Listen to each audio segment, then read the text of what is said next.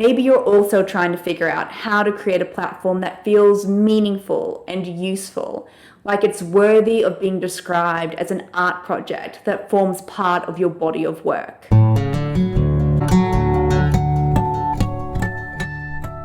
Hi guys, welcome back to my channel. My name is Tara East. I'm a writer, blogger, YouTuber, and the author of the mystery novel Every Time He Dies. And in today's video, I'm going to be sharing the changes I'll be making throughout 2021 to this YouTube channel, my blog, and social media use.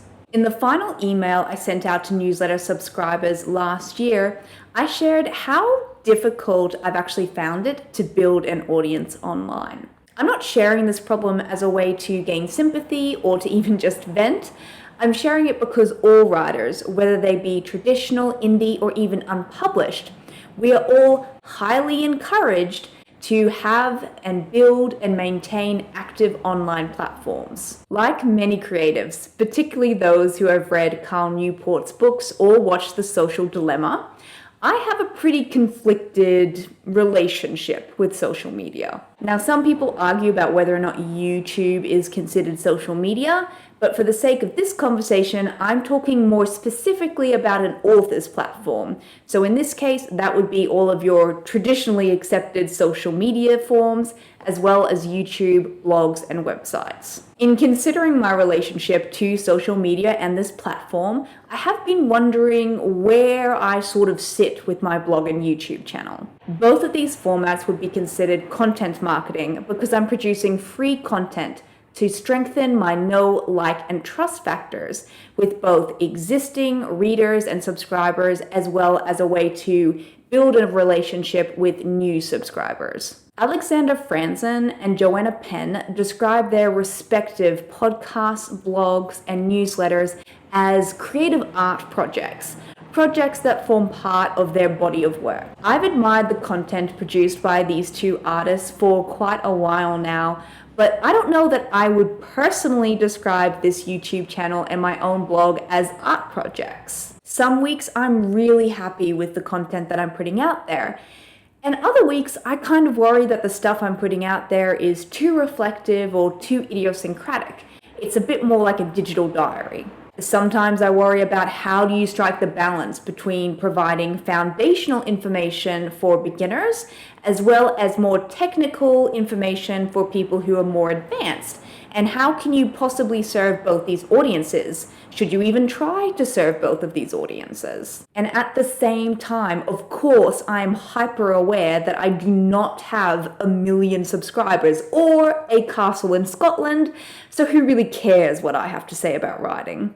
I've got to be really honest. I'm not a huge fan of how-to videos or listicles, and yet I worry that if I don't produce content in those formats, that I'll kind of be going against the grain and not really working with the algorithms and SEO and how people search for titles and all that jazz. Basically, my stuff won't get the clicks. Of course, a how-to video is super helpful if you actually need to know how to do something, like fix a loose button on a pair of pants, check the oil in the car. These are all things I've Googled.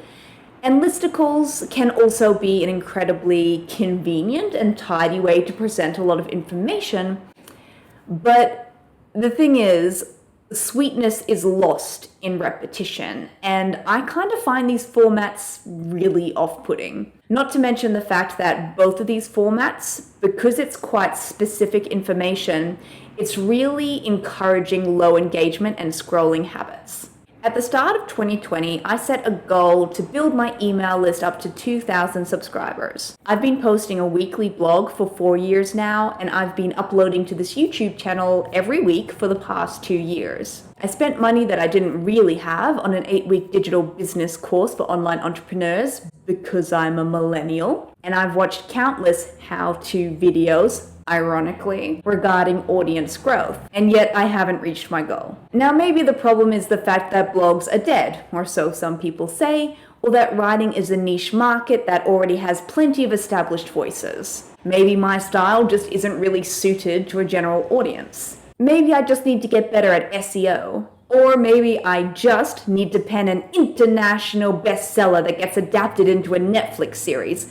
Like, why didn't I think of that before?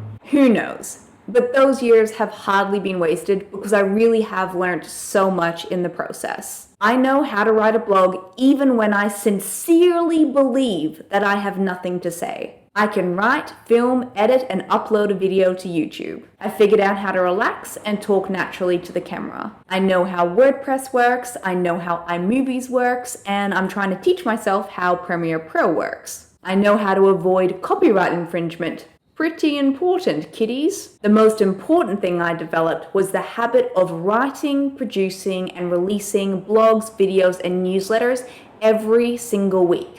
Well, except for holidays, because come on, man. I've learned that despite my very best thinking, commenters will always point out something that I didn't consider. And this is why writing is best as a collaborative effort. Perhaps the fault with my 2020 goal was the goal itself. There was nothing that I could really do to ensure that 2,000 people, this arbitrary number, subscribed to my newsletter. The truth is, I can only control what I make and how I make it. One of the biggest lessons I learned last year was how my rigidity around my writing routine was actually impacting my growth, and I plan on applying the same lesson to this space as well. Going into 2021, I plan on being a little bit more open and loose around how I use this platform. What does that look like?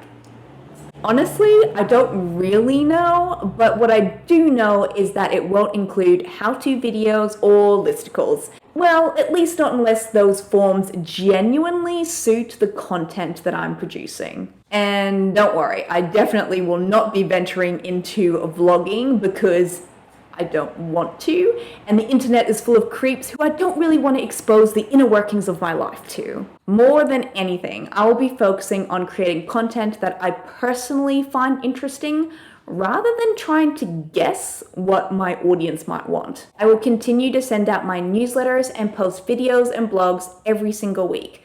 I mean, honestly, the habit is so ingrained at this point that I actually don't even know what it would be like to not do that. But beyond all that, I will likely shift away from posting on Instagram every single day.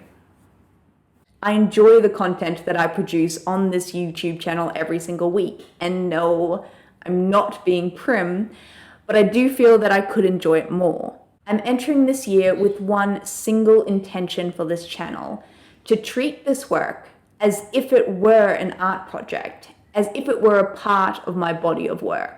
Like I said, I've been posting for 4 years on my blog, and I'm really ready to do something different with this space. Perhaps from the outside, it will look as though not that much has changed, but the shifts in my own focus and mindset are already changing the shape of this space, at least for me. This channel has never been a distraction from my writing, but I'm also hyper aware that there is a pressure to have a prolific author platform, and that this can mean we sometimes fall into the trap of documenting our creative practice rather than practicing our creative practice. In the newsletter that I sent out last year, I said that the best solution against this endless pressure to do more for our online platform is to just create clearer boundaries. Now, for me, that means spending a little bit of time on social media, a little bit more time on this channel and my blog, but then reserving the bulk of my time and energy for creating my long-lasting work.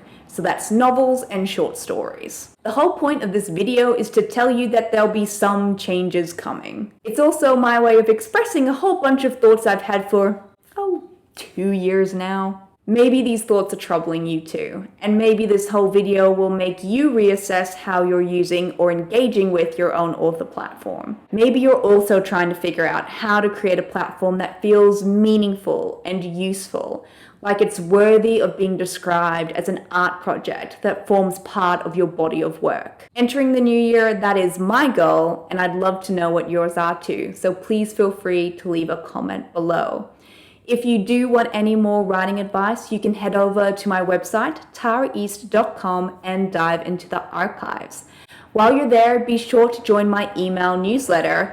When you do, you'll receive a free gift from me, plus a sweet little email every single Thursday with links to that week's video, blog, and a whole bunch of goodies and things I only share via email. Have a great week, go get some writing done, and I'll see you next time.